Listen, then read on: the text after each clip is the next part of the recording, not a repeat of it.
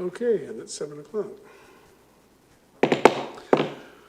Okay, good evening. We'll call the public hearing for Monday, June 21st, 2021 to order. We only have two applicants who are available for questions, so I won't have to read out the statement for delegations. So Madam Clerk, the first item. Thank you, Your Worship. The first item is Richmond Zoning Amendment Bylaw 10261 for the location of 10340, 10360, 10380, 10400, and 10420 Number 4 Road. The applicant is KDM Number 4 Development Limited, and the purpose is to rezone the subject property from single detached RS1E to medium-density townhouses to permit development of a 19-unit townhouse project. First reading was on May 25th. All right, we've got two of the applicants, Jason Liang and Matthew Chang. I take it you're here to answer questions as opposed to making a presentation? Have I got that right? Yes. Yes, we will wait for questions. All right. Now, Thank you. written submissions, Madam Clerk? There's no audio correspondence other than the letter attached in Council's package. Okay, we got to turn on your mic there. Okay, so I've got Councillor Day. Thank you very much, Mayor Brody. So I did contact staff earlier today, and I just wanted to go over it.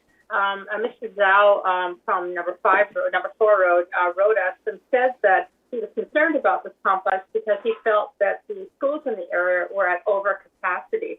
Could Mr. Craig explain, or staff, what the situation is and whether or not this townhouse complex would negatively affect schools?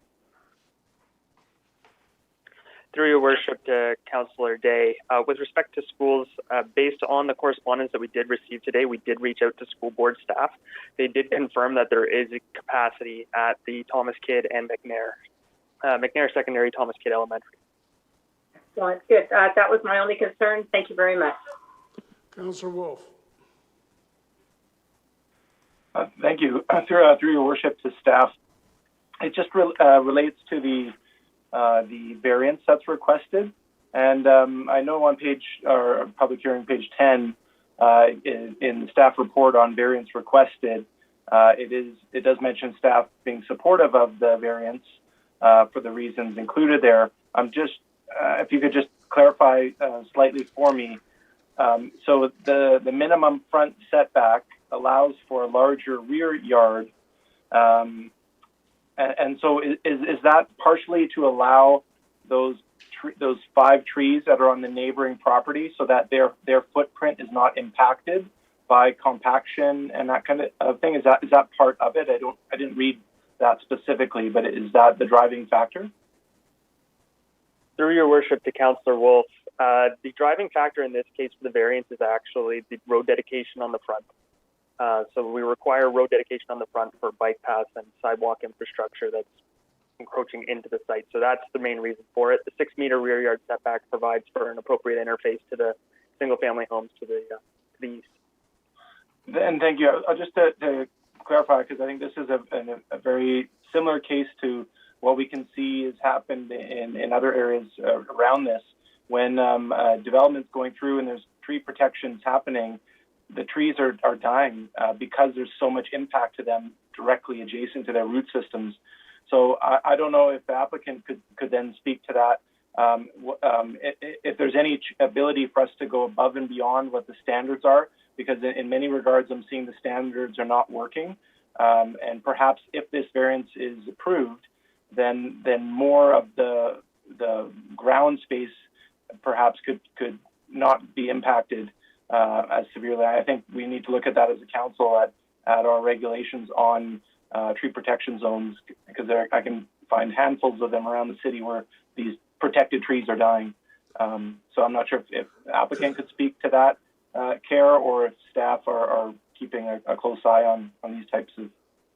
Well, first of all, let's ask staff, is that the case here of these potential trees dying? Through your worship to Councillor Wolf, that is not the case here. We are providing a 6-meter setback consistent with the setbacks that we provide for in OCP policy. So all of the variances and the setbacks here are consistent with the OCP design guidelines for townhouse development. All right. We have a motion? So moved. Moved and seconded? Move second, third. Yeah, right. So that's moved and seconded. Discussion, more discussion? All those in favor? Any opposed? That is carried. And number 2, Madam Clerk? Thank you. Number 2 is Richmond OCP Amendment Bylaw 10257 for the location of citywide. The applicant is City of Richmond, and the purpose is to amend the Richmond Official Community Plan Bylaw 9000 to require that no residential townhouse unit or multiple family dwelling unit in a new development project be restricted from being rented or be subject to age restrictions on its occupants. First reading was on May 10th, 2021. All right, so the City of Richmond is the applicant here. Does staff want to say anything about this? Nothing further to add, your worship. All right, we've got written submissions, Madam Clerk. In addition to the correspondence that's in council's package, there is one on-table correspondence from a Miss Laura Greenwood, who is expressing support for the proposed amendment to no longer allow age restrictions. All right, Councillor Day. Thank you very much, Mayor Brody. We did get one letter from a gentleman that was concerned that not everybody wants to live with renters, but he's concerned about there not being senior housing. And having said that, staff to clarify, I understand after reading PH 51 that at council's discretion we can waive the requirement for senior independent living. I think personally it's an excellent amendment that we're doing tonight, but if someone wants to build a purpose senior building, how does that work? Couldn't hear. Through your worship to Councillor Day, the policy was crafted in such a way that would allow for council at its discretion when considering a rezoning application to consider waiving that requirement for an age restriction. So, I mean, the idea is to create way more ability for renting in the city of Richmond, and by stopping the stratas from being able to say at some point, yeah, no more rentals in the building, we create rental units in perpetuity, which I think is well worth this effort. Having said that, there could be a time when we, especially with aging population, require a senior independent living complex, and this bylaw, as drafted, will allow for that. So I'll certainly be supporting it. Thank you very much. Do you want to move it? Do you want to move it then? Move second, third. Move. So that's moved. Councillor Liu? Thank you. I just wanted to make another comment on this. I think it's important that, we're doing a lot of work with developers to rezone their properties to allow them to build much denser properties, townhouses, what have you. And I think we want to make sure that they will be family friendly. If they want to build specifically for seniors and they're building specifically catering to seniors, then I think that's a different conversation, and certainly council would entertain that, absolutely. And we're certainly not looking at changing what people already have. So if you're in a seniors or adults only complex, that will continue. What we're looking at is if someone's getting a rezoning, we've given them extra FAR for whatever reason, and then they decide after the fact that they don't want to allow kids in it, but meanwhile they've just built this huge townhouse complex next to a half-filled elementary school. That's not what our goal was. So I think this helps protect space for families and making sure that we're building a community for families and people to live together. All right, Councillor Hobbs. Thank you, through the chair. Yeah, I was somewhat concerned perhaps with some unintended consequences of this policy, but having said that, I mean, for instance, grandfathering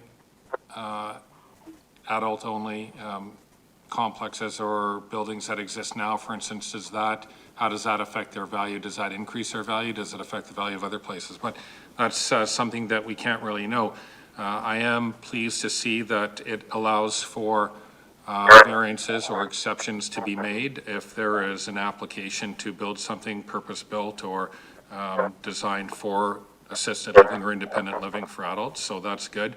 And I think overall, some of the comments that have already been made, I agree with, and that in general and overall, what we should be looking at are more housing options that allow for younger people, younger families to have the possibility of living in Richmond and raising their families here. So having considered all of that, I do support it. All right, we'll call the question then on the motion. All those in favor? Any Aye. opposed? So that is carried and Move adoption. moved and seconded. Second. Further discussion, all those in favor? Any opposed? That is carried. Move And adjournment. we are now adjourned. Thank you.